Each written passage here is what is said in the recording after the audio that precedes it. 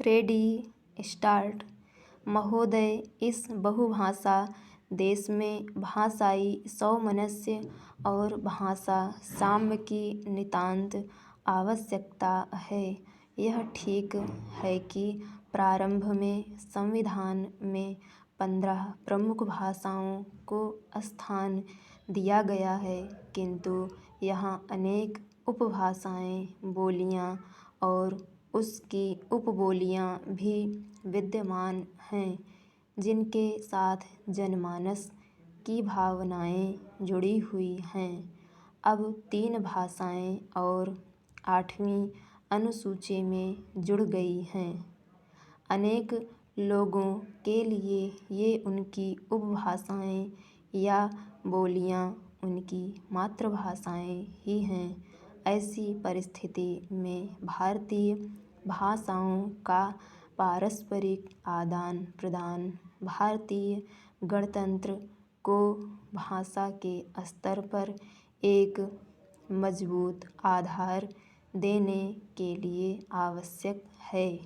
इसके लिए जनमन को आगे आना आवश्यक है। हमें भाषा की दीवारें तोड़नी हैं, प्रांतीयता की संकीर्ण भावनाओं का त्याग करना है, सभी भारतीय भाषाओं में समन्वय, तालमेल और सौहार्द स्थापित करना है। यह ठीक है कि हम अपनी मातृभाषा के प्रति निष्ठावान रहें, परंतु एक कल्याणकारी राज्य के रूप में भारतीय गणतंत्र की सभी भाषाओं का आदर करना और उनमें परस्पर स्नेह और सद्भाव की भावना जगाना प्रत्येक जागरूक नागरिक का कर्तव्य है। यदि हमें विरोध करना है तो अंग्रेजी की झूठी प्रतिष्ठा का विरोध करें।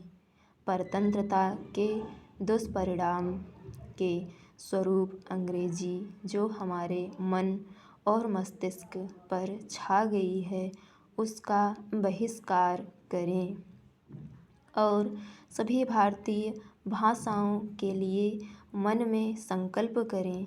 स्वतंत्रता के पश्चात गणतंत्र की गरिमा के अनुकूल राजकाज की भाषा के रूप में हिंदी को बढ़ावा देने के लिए सरकारी और गैर सरकारी स्तरों पर अनेक प्रयास किए गए।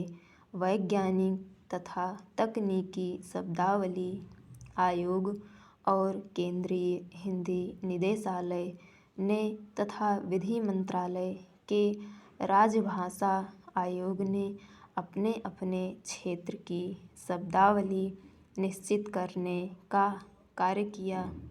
द्विभाषी शब्दकोश और तकनीकी शब्दावली के संकलन बने।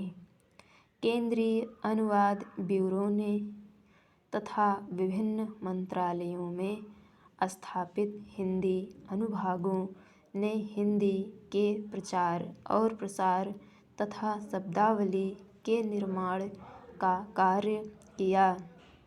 सरकारी कार्यालयों में प्रयोग में आने वाले साहित्य के हिंदी अनुवाद का काम भी तेजी के साथ किया गया, परंतु शब्दकोश बन जाना, संकलन तैयार कर लिया जाना या अंग्रेजी की सामग्री का हिंदी में रूपांतरण हो जाना ही माध्यम परिवर्तन के लिए पर्याप्त सिद्ध नहीं हुआ।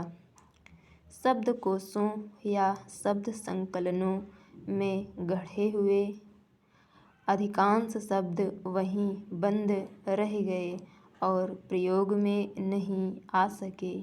अनुवाद के कारण भाषा ने बोझिल और कृत्रिम रूप ले लिया। स्टॉप।